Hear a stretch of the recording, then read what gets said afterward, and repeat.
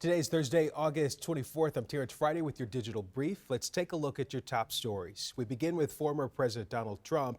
He's expected to surrender to authorities in Georgia later today on charges related to alleged efforts to overturn the state's 2020 presidential election results. Last night, Trump called his indictments, quote, nonsense. Kristen Benavidez reports from Atlanta. Former President Donald Trump sat down with former Fox News host Tucker Carlson less than 24 hours before his planned surrender to authorities in Atlanta. I got indicted 4 times.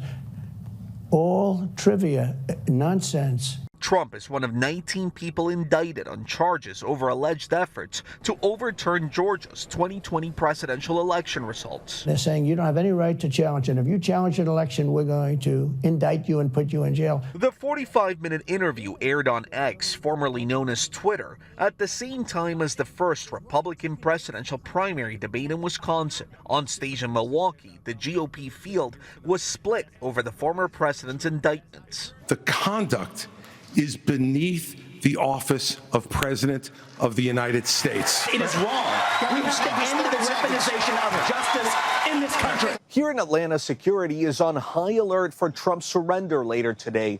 Already, about half of the 19 people facing charges have already turned themselves in. Yesterday, former Trump lawyers Sidney Powell and Rudy Giuliani were among those who surrendered to Fulton County authorities. Giuliani was released on a $150,000 bond. This indictment is a travesty. Today, the former president is expected to get a mugshot.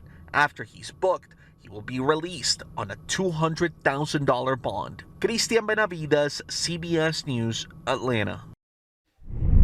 We now bring you the latest on the alleged abduction of 2-week-old twin boys taken from a Livonia hotel. They were turned over to the Detroit Police Department's 9th Precinct a few hours after an Amber Alert was issued Monday morning.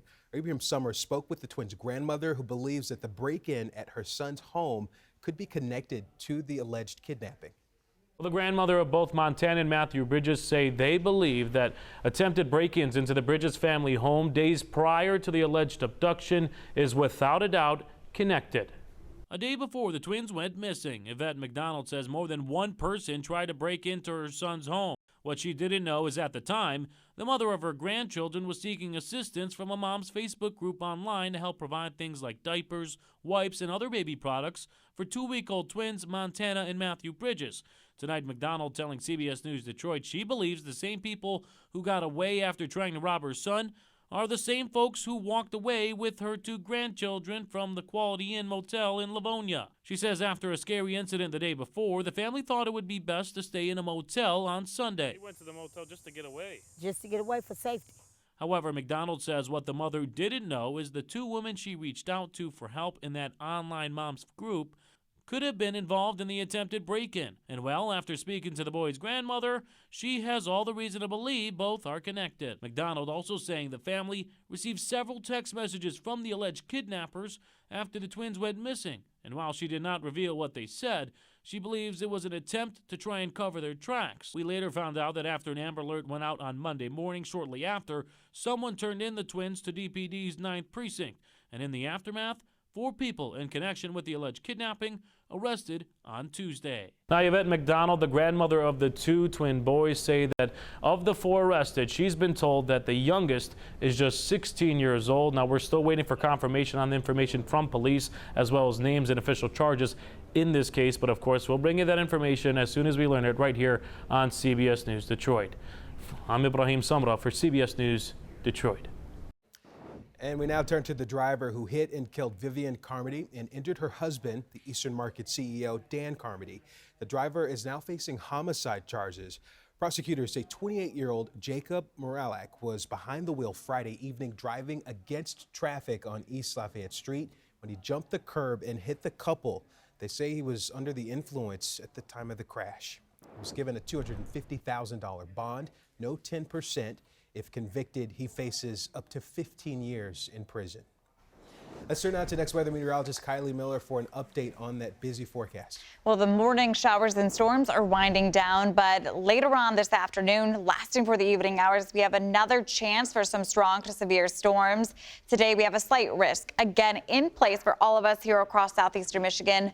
All weather hazards are on the table. We're talking about more potential for flooding. Still watch out for pounding out on the roadways. And we're going to have to watch out for damaging wind gusts, plus hailstones that could be about an inch in diameter, and a spin-up tornado not out of the question. And then, of course, that cloud ground lightning. Now, heat advisories have been issued, and they will stick around until 8 p.m. this afternoon. That's for Livingston, Oakland, Macomb, Wayne, Washtenaw, Lenawee, and Monroe counties. It is going to feel like at times during the afternoon like we're well into the 90s, if not triple digits. It is just so humid outside that it's that air that you can really feel and you can wear. So temperatures for today will be around 90 degrees, low 80s expected for tomorrow. The good news is tomorrow it's going to be less humid. We're going to see sunshine for some of the day for tomorrow. More sunshine is expected, though, for the weekend, with cooler temperatures finally getting some relief in the middle 70s. We're going to hold on to the 70s for the beginning half of next week. Taryn?